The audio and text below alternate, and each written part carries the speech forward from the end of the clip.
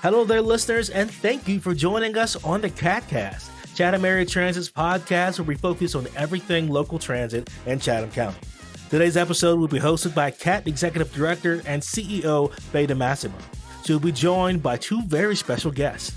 Please welcome Savannah's own Mayor Van Johnson and Savannah City Manager Jay Melder to the CATCast. Well, welcome to the newest episode of CATCast, a community conversation and podcast about all things transit in Savannah, Chatham, and the region. We are excited today. I'm Faye DiMassimo, the CEO of Chatham Area Transit, but I'm joined today by Mayor Van Johnson of the City of Savannah and City Manager Jay Melder. So thank you both so much for joining us today. We appreciate it. Thank you. Absolutely. Thank you. So we're just going to have a conversation about transit. We're going to ask some questions and just appreciate your thoughts and getting that good conversation going that helps bring transit to the center of all things that are happening here.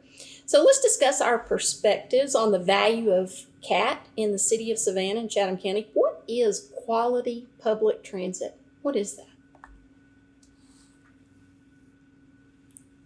First. I think it's access and equity. I am proudly a public transit baby. I grew up in Brooklyn, New York. I've been traveling public transportation alone since middle school. I used to take 2 trains and walk 4 blocks as a 6th grader. And, New York City had a great relationship with its school system. We had what was called train passes or bus passes. In high school, I had 2 buses and walked a couple of blocks. And that's just all I ever knew.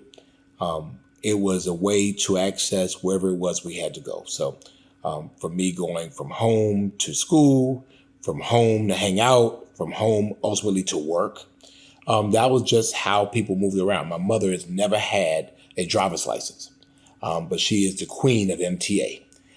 First as a patron and now with Accessoride. I mean, that's how she can get from Connecticut literally to Philadelphia without really ever leaving the comfort of a station.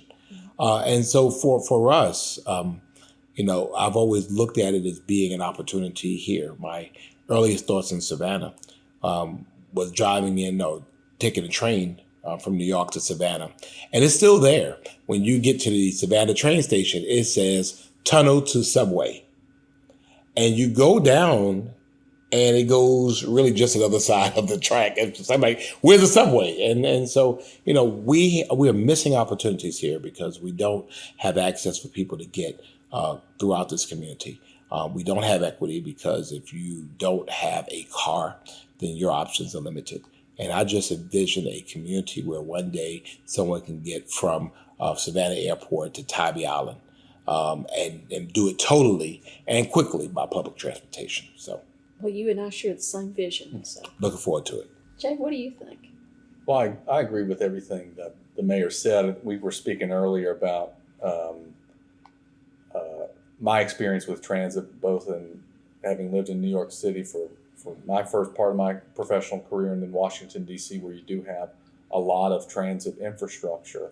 And then to come back home to the South, where transit isn't a mainstay for everybody, but it's equally as integral to connectivity, to opportunity, to the fabric of our community.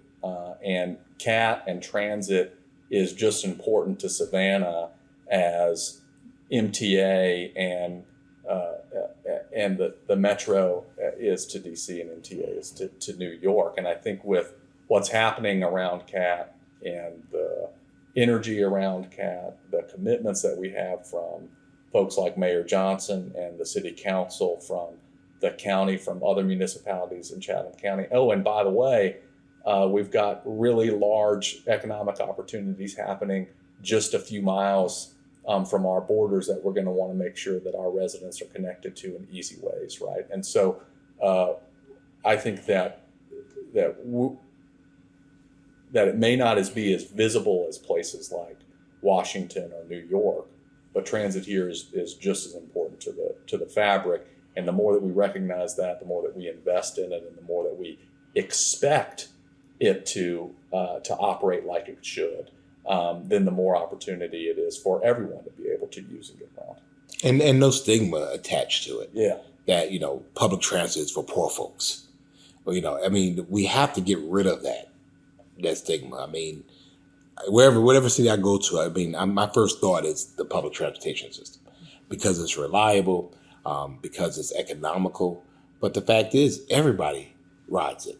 And so we have everybody rides here in CAT. We just don't, I'm not sure we do a good enough job with people who use it saying, you know what, it works for me. Absolutely. Those are all great points. One of the things that I know you are both involved in that we're working on now is the master transit plan. And we're really taking that future look, both near term and longer term, about how do we get people to the places they need and want to go. And I think one of the things, COVID certainly brought into very sharp focus some changing dynamics in the workforce, and how transit is responding to that. It's really a time of real transformation, I think, in the transit and transportation industry. Yeah. And so I think our master transit plan, to your point, we need to get people, when we talk about getting people to the places they need and want to go, we're talking about to jobs, to education, to health care, to services that they need, to just places that they desire to, whether that's shopping or recreation or whatever. And so I think the notion of what are the tools in our toolkit that we need to be putting out there to do that, and that traditional model of fixed route with a corresponding paratransit is probably not going to be the full business proposition we need moving into the future. Jay, you mentioned that economic generator that's happening just immediately next door to us in Bryan County, and being able to get our folks to those jobs is an important part of what we're looking at with a new product of some sort of commuter service that really hasn't been a part of in our toolkit. So I think expanding our toolkit to do what people need for the transit system to do is very important.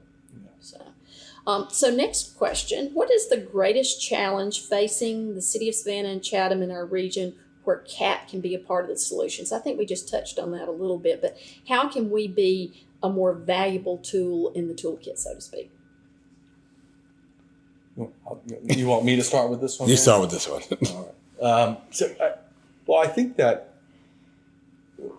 in my estimation, that the biggest challenges that we face as a city and as a county today, some of the same challenges we faced, the big ones 30 years ago as well. And that's a poverty rate that's too high, and that's economic accessibility that's too steep for many places in our community to achieve. And I think that transit, like housing, like equity in service and public safety, equity in education is part of that ingredient to make sure that we can connect people to economic accessibility. And we can use a metaphor as an on-ramp to the middle class, because it really is. And a reliable CAT shuttle that takes an on-ramp onto I-16 out to a great paying job and back to a Savannah neighborhood is going to be that on-ramp to the middle class. So I think that, we have to be focused on the central problem in Savannah that exists today, that has existed for decades as well. But I think if you're looking into the future, we are going to be experiencing a tremendous amount of growth because of Hyundai, because of Gulfstream, because the way that smaller American cities are going to continue to grow because of migration into great places to live like Savannah. And if we're not planning for that change and being able to operationalize transit in a way that's going to help people maneuver this growth, then we're going to be behind the 8 ball. And having a personal vehicle is great, and it's fun, and it's liberating, but and transit isn't the replacement of a personal vehicle.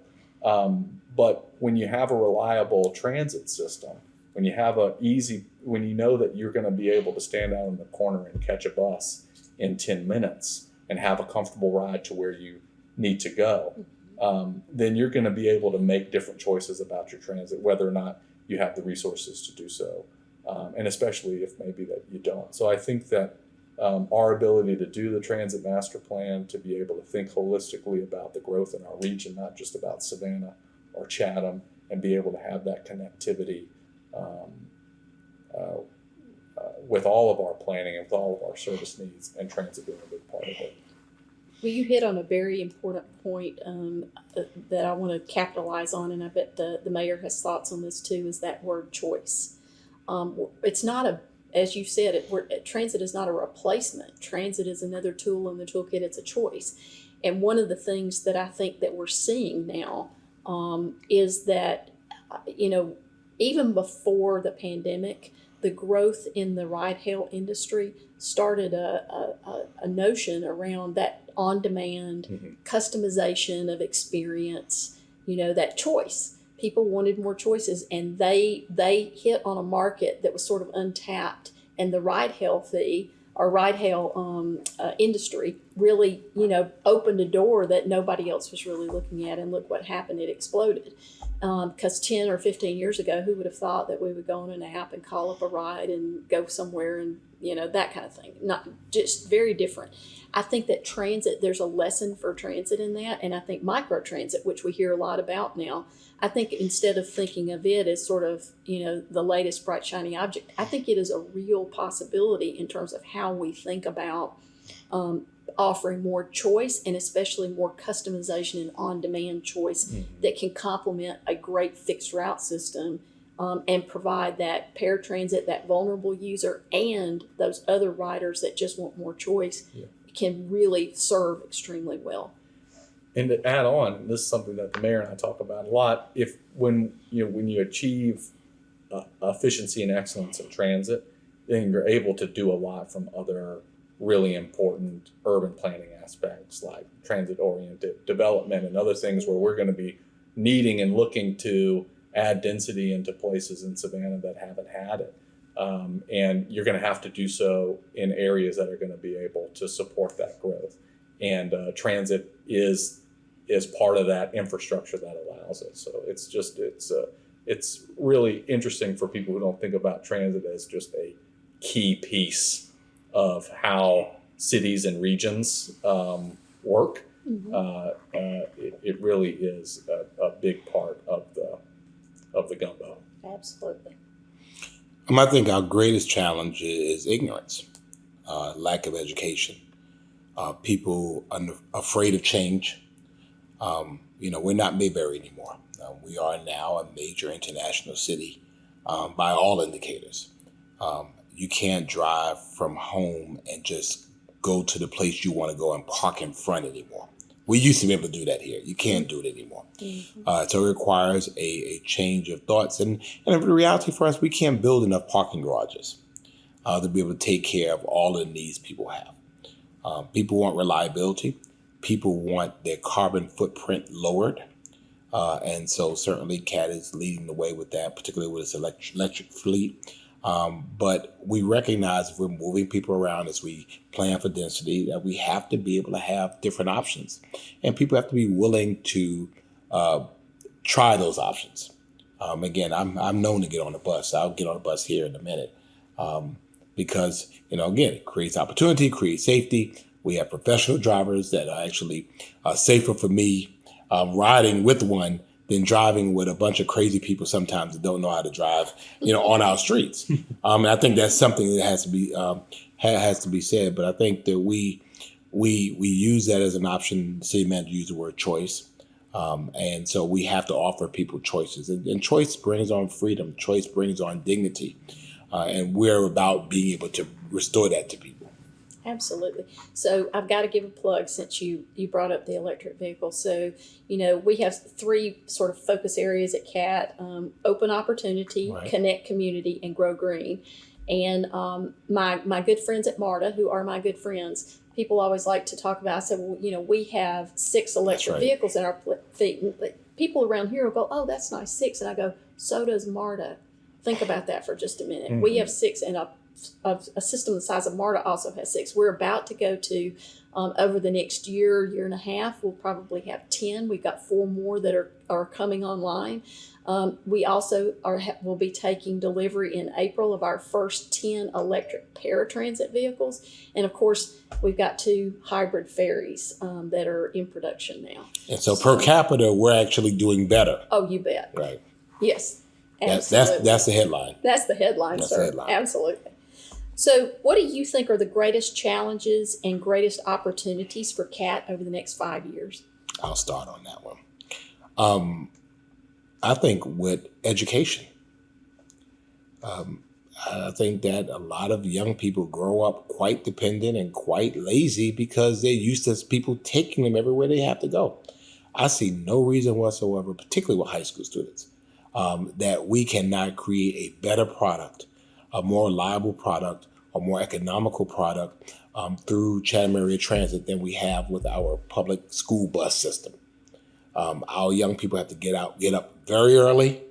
And, the fact is that, again, we can provide that, I believe, through Chatham Area Transit. I would love to see that ultimately expanded to middle school or some middle schools or for choice schools or for magnet programs. And then ultimately, of course, we still want our babies to be in their neighborhoods or be on the school bus. But I think that is a huge opportunity.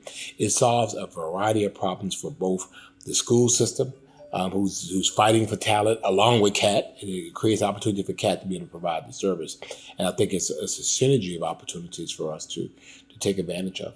I think the other opportunity, again, is to be able to take advantage, if we have the infrastructure, to take advantage of buses to Tybee.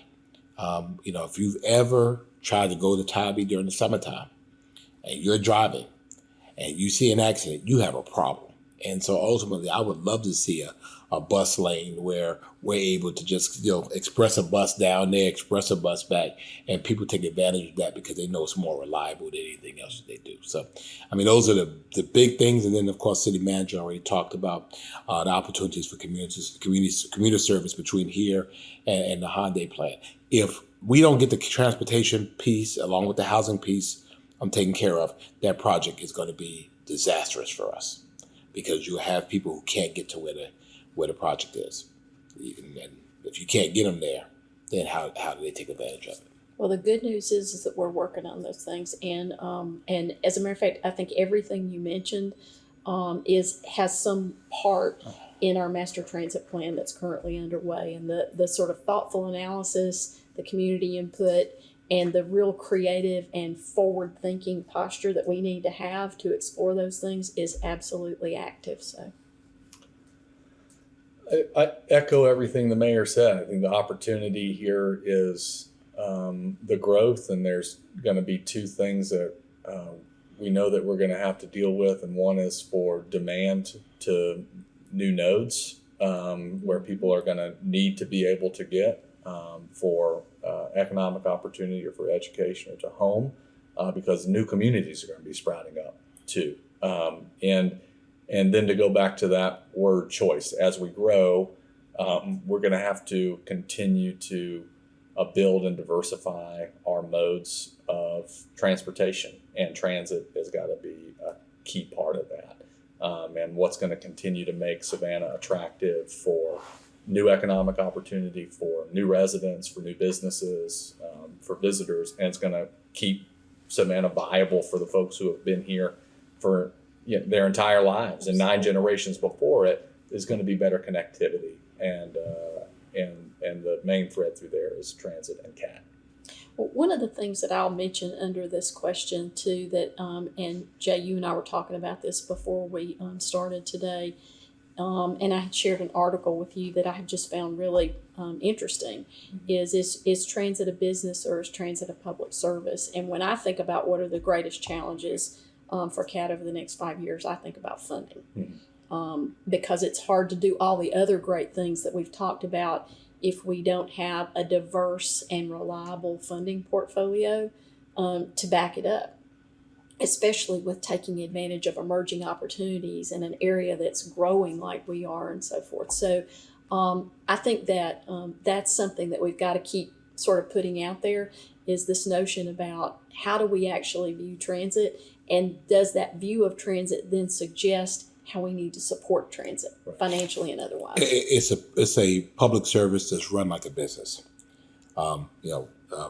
City manager has $450 million. How much budget that we operate? The fact is, we're public. All we do is public service. Mm-hmm. But at the end of the day, on the balance sheet, it has to be run like a business. So the decisions that we make are business decisions about how to provide a public service.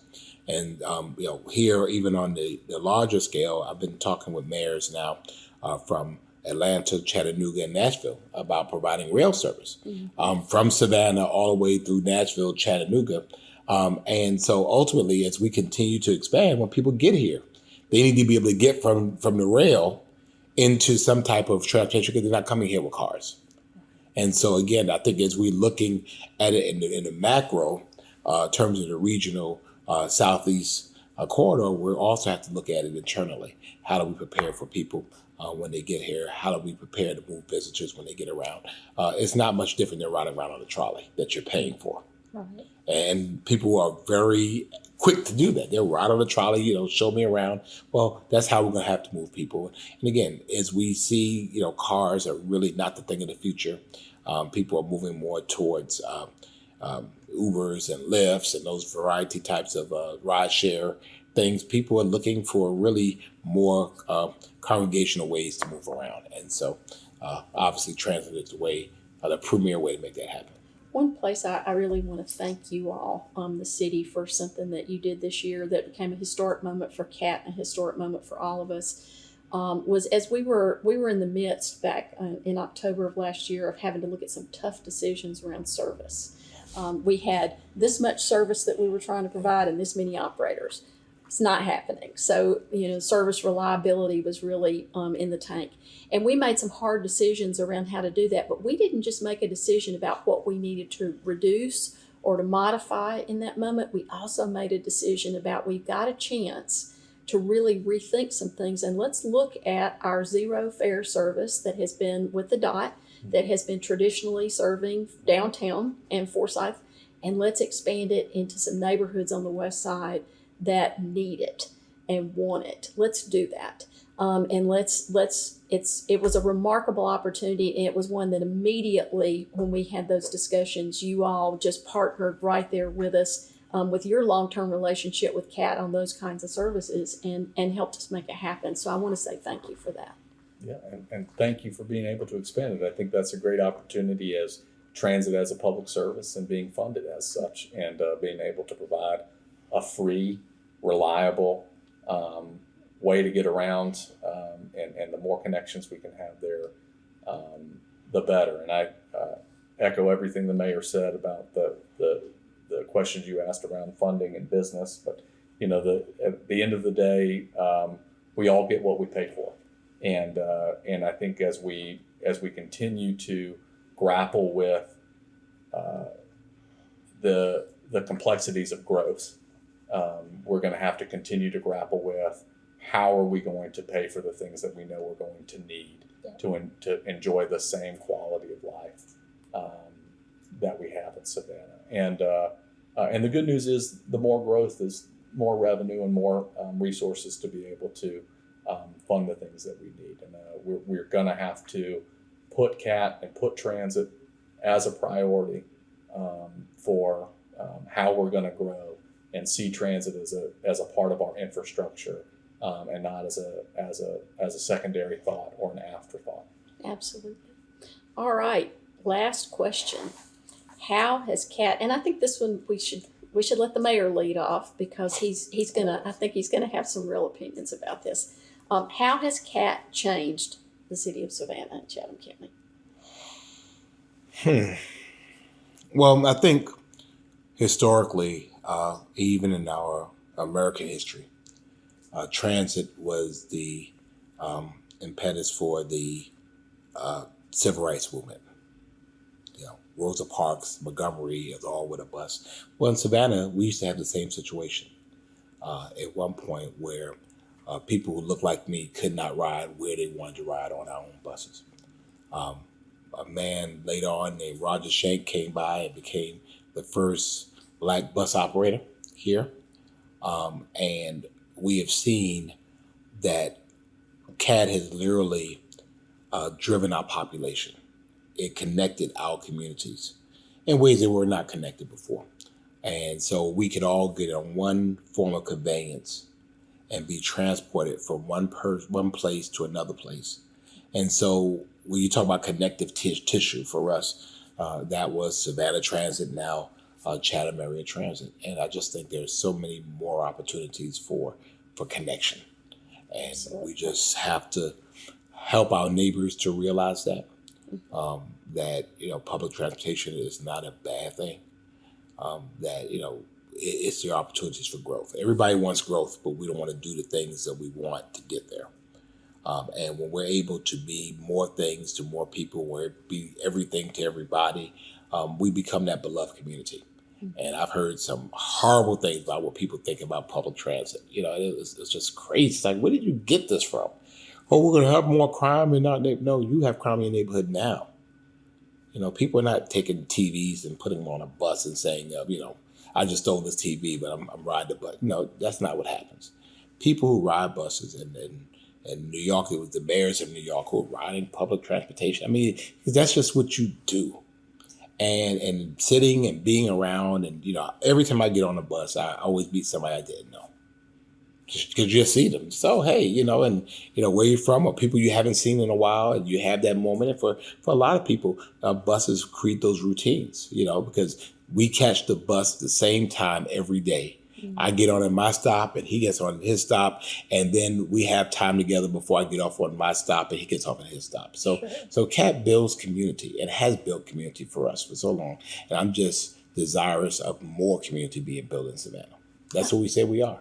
There's absolutely not one bit of data to back up the notion that cities with public transit are less safe, or that there's higher crime. There's no data to back that up. But what there is data to back up is that cities that have great transit systems are great cities. Right.